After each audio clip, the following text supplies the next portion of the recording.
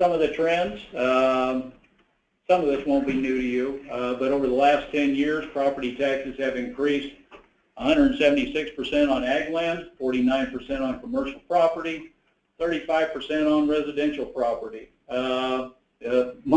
Most recently, you know, and I don't wish ill on anybody, but the fact that people in Lincoln and Omaha are now getting fed up with their valuations. Recently in Omaha, there were some properties that increased nearly 800% in their valuation, and their taxes skyrocketed. This thing is out of control, and the more people that are getting frustrated with this, and we need those people in Lincoln and Omaha to be on our side, because earlier I talked about how we need to have at least 33 votes to move anything. There are 49 state senators. It only takes 17 senators to filibuster anything and kill it.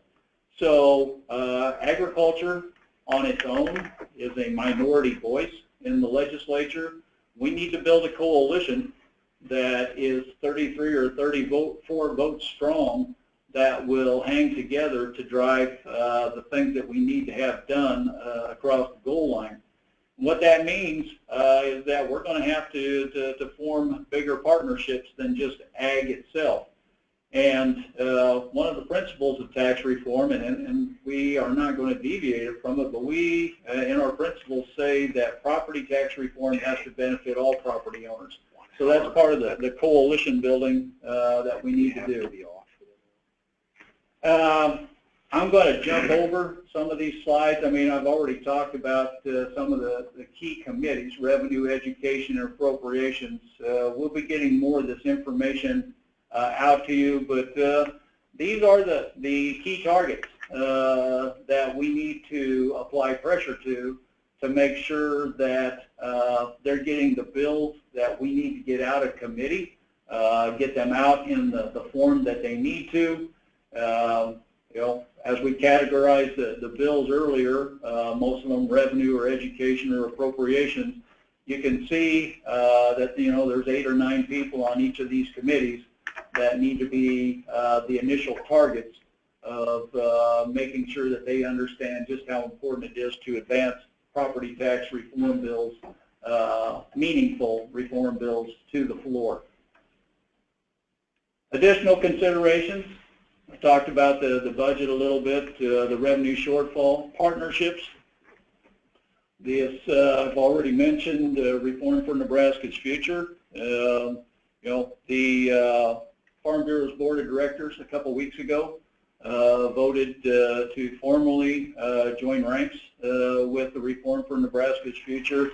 They have hired an excellent individual. He's been on board for about a month now. His name is Trent Fellers. He's a Lincoln City Council person that has a tremendous political acumen. It seems that they have the resources to help us rally the grassroots efforts. They have an online, or they have a website, and an online petition to sign to join in the ranks or the forces for pushing the legislature and the governor to do meaningful property tax reform. And I think that they have over 13,000 signatures online in the first month that they've been in existence. I don't know exactly the date, but I think somewhere around the same time that the legislature convened, early January, is when they announced their existence. They've met with us. The soybean growers are on board. The pork producers are on board. I know that they're working on lots of other groups outside of agriculture to bring them on board, such as AARP. As strange as it may sound, you know, that's a huge voting block of people that probably own their own homes, living on a fixed income, and are tired of their property taxes on their residences going up as well.